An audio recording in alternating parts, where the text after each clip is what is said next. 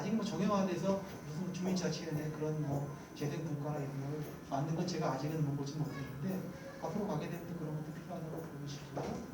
그다음에 어쨌든 그 지역 내에서 존재하고 있는 이 도시대 지역 내에서의 주민협의체라고 하는 것은 그것도 엄밀하게 따지면 그런 거예요. 읍면동 따지면 그게 대표성을 하는 자치조직이 자치회지만은 사업구역 내에서는 주민협의체가 엄밀하게 따지면 자치조직이에요. 그게 또 그렇게 발전해 가야 되는 것이고. 근데 이제 재생사업을 할 때 출발은 아까 얘기했듯이 잘못된 경로인데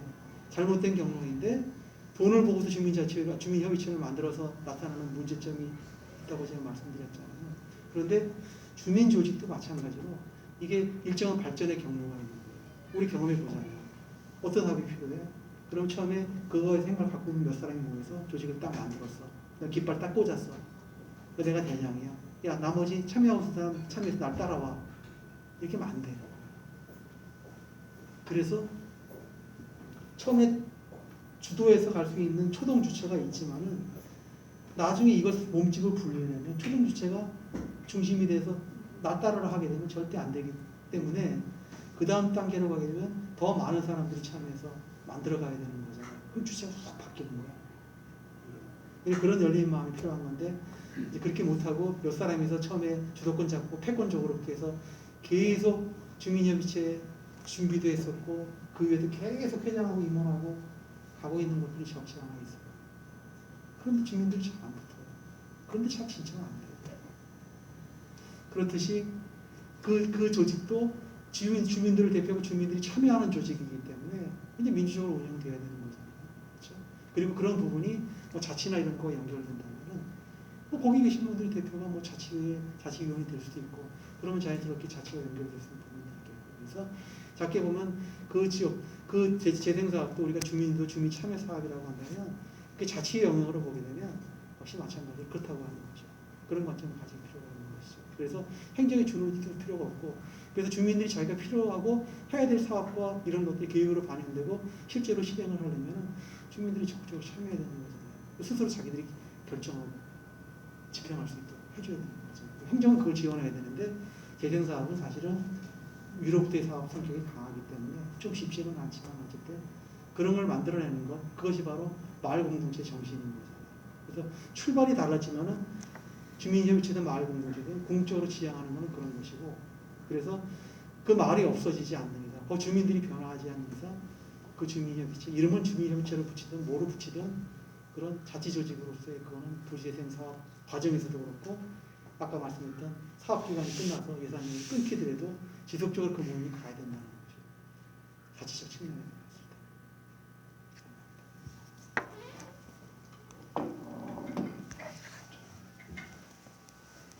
저는 도시재생 금시초문 처음 들었습니다.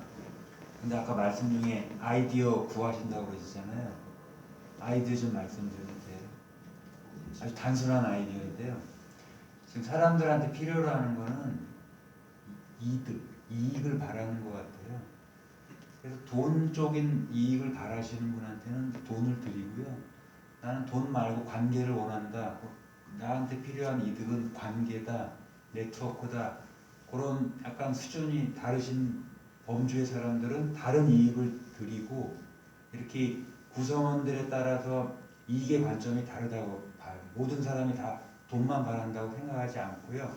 당장은 돈을 바라시는 분의 목소리가 크거나 세력이 세 보일 수 있는데 그래서 지금 2020년 앞으로 우리나라 인천 이런 데서 어느 지역이든 각자가 바라보는 이익의 관점이 있다고 봐요. 그게 마을교육 공동체 그분들하고 여기 재생센터 분들하고 다르다 아까 말씀하셨듯이 그래서 저는 늘 그 생각이 있었는데 각자에게 바라는 맞는 맞춤형 이득을 찾아서 이렇게 제공하는 방식이 어떨까 생각이 들었습니다. 비슷한 얘기인데. 네, 좋으신 말씀이신데 백인의 사람이 있으면 백인의 사람들의 생각이 다를 수 있고 그래서 우리가 그걸 보통 이해관계자라고 얘기하잖아요. 그 이해는 돈 때문에 이해가 발생하기도 하고 또 돈 이외에도 다른 걸로 발생하기도 하는 건데 그런 부분을 다 조정해서 어쨌든 공공이라고 하는 공적인 목표를 갖고 가는 게 이런 사업, 공공성이 있는 사업들이잖아요. 그러다 보면은 대신에 이제 최대한 사익은 좀 억제해야 되겠죠. 그 다음에 그런 뭐 재생사업이나 이런 것들을 통해서 뭐 자기 나름 사업적 수완이 있어서 뭐 사익을 추구할 수 있는 거죠. 사익을 추구하는 게 나쁜 건 아니잖아요. 근데 그 사익의 추구라고 하는 것이 공적 이익을 해치면서 사익을 추구하게 되면 안 되는 것이기 때문에 이런 공공성이 있는 사업에서는 공적 관계를 중심으로 가되 사적인 것들은 공적인 것을 해치지 않는 범위에서 가야 되는 거죠. 이런 것이죠. 그 다음에 예를 들어서 이런 거잖아요. 아까 이제 제가 집 얘기를 했는데 뭐 재생사업을 하다 보면은 반드시 들어가는 게 집수리 관련 사업이 들어가게 돼 있어요. 그렇죠? 그럼 집수리는 자기가 살고 있는 사적 공간을 수리하는 것인데 사적 공간을 수리라고 하는 것을 결국은 이 공적 자금, 공적인 용도를 갖고 예산을 갖고 쓰게 되는 것이잖아요. 그러면 그때 사적 공간에서 집수리 하고 있는 사람들은 사익을 추구하기 위해서 하는 게 아니잖아요. 그렇죠? 도시재생 사업이라고 하는 것은 주거 환경 개선이라고 하는 그런 공적 목표와 사업을 하고 있고 그걸 국민의 세금으로 집행하고 있는 것이기 때문에 그 사적인 이익을 취한다고 보지 않는 것이잖아요. 그래서 그런 집이 필요한 사람은 집이 필요하게 되는 것이고 그 다음에 아까 말씀드렸던 그런 어떤 주민들이 모여서 경제활동을 하고 창업을 하고 하는 것들은 거기서 일을 하고 있는 사람은 사적으로 자기가 예를 들어 급여를 받아가냐 일을 하고 있는 사람은 그렇죠? 그러면 그건 사익을 추구한다고 하지만은 그 사익이라고 하는 것은 그 지역 전체적으로 일자리를 창출하고 지역 경제를 활성화시킨다는 공적 목표에 종사하고 있는 것이기 때문에 그거를 일방적인 그냥 사익이라고 볼 수 없는 거잖아요. 그다음에 그 사익이 공적인 이해로 관계를 해치는 것도 아니고 그래서 공익과 사익이 적절하게 잘 조화되어 있는 것이고요. 그러는 과정에서 주민들의 다양한 아이디어, 요구 이런 부분들을 해나가는데 그것이 공적과 사적인 부분, 이런 관계들을 잘 봐야 된다는 것이죠. 그런데 재밌는 게 제가 찾기 이름은 생각나지 않는데 이게 도시재생 사업이 갖고 있는 남획상이기도 한데 그 돈을 벌려고 어디에 도시재생하는 것이 이제 소위 말하는 핫한 곳이야. 돈벌이 하려고 하는 사람들 입장에서 봐도 핫한 곳이에요. 또 왜? 청포돈이 들어오는 곳이니까. 이게. 그럼 또 그걸 귀신같이 찾아갖고 거기에 투자해갖고 돈을 버는 사람들이 있어요. 이게. 그런 거는 도시재생과 관계가 없는 거죠. 그렇지만 지역 주민들에게 있어서는 결국 지역 주민들에게 있어서는 그런 공적 자금을 투여해서 하는 것이 사적으로 돌아오는 것은 그거는 바람직한 거잖아요. 지역 주민들의 소득으로 돌아간다고 하는 거. 그래서 그렇게 활성화될 수 있는 방법들을 고민하게 되는 것이고 그런 과정에서 여러 가지 주민 역량 강화를 하는 사업에서 집수리 교육을 배우기도 하고 그다음에 무슨 뭐 공예품을 만들기도 하고 뭐도 하고 그런데 그거를 개인이 무슨 뭐 자기 돈벌이 수단으로 하는 것이 아니라 아까 말씀드린 무슨 마을과 협동조합이나 아니면 기타 뭐 비즈니스 모델을 갖고 있는 사업체를 만들어서 여러 사람들과 같이 운영해서 해나가는 거죠. 이것은 도시재생 사업의 근본이기도 하고 내용이기도 하고 그렇게 다양한 요구들을 갖고 있는 사람을 다양한 방식으로 혜택을 주거나 하는 것들은 도시재생 사업에 굉장히 중요한 거지. 피해가 될 수는 없는 거예요. 좋은 말씀이십니다. 예, 또 다른 질문 더 있으신가요? 없으시면 제가 한마디 질문 하나 드려도 될까요? 저는 지금 희망을 만드는 마을사람들이라는 단체에서도 지금 실무자로 일을 하고 있거든요. 도시재생과 맞닿아서. 근데 솔직히 일을 하다 보면 화가 나는 일이 되게 많습니다. 인천시 자체가 도시재생에 대한 추진하고 싶다는 의욕이 있는가라는 의구심도 가끔씩 들고요.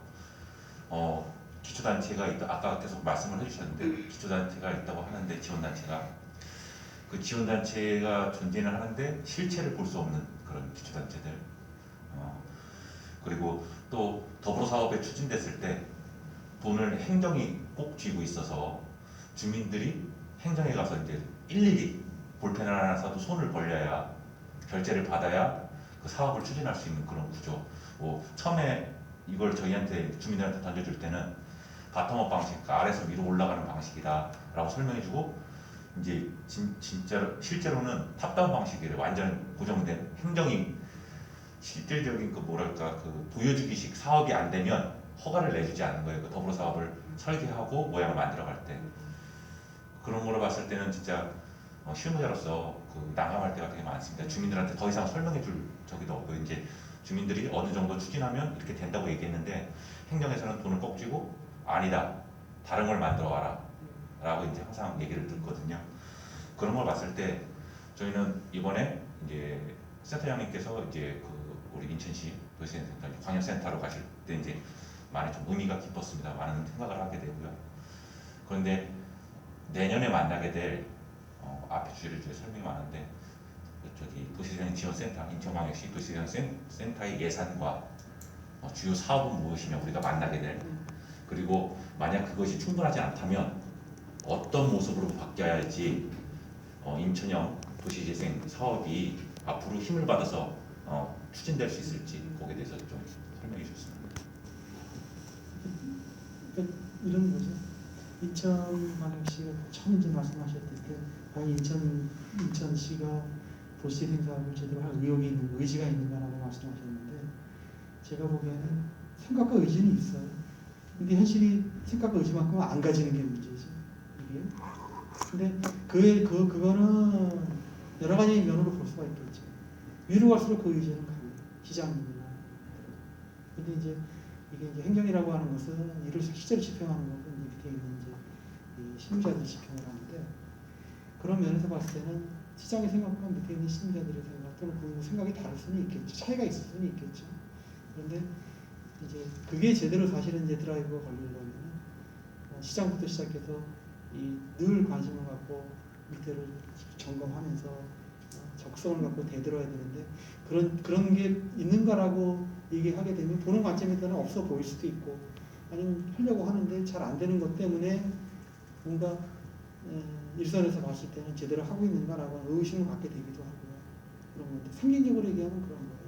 아까 이제 집행률 따졌는데 요즘에는 이제 정부에서 사업지를 선정을 할 때 이 집행률을 굉장히 많이 따져요.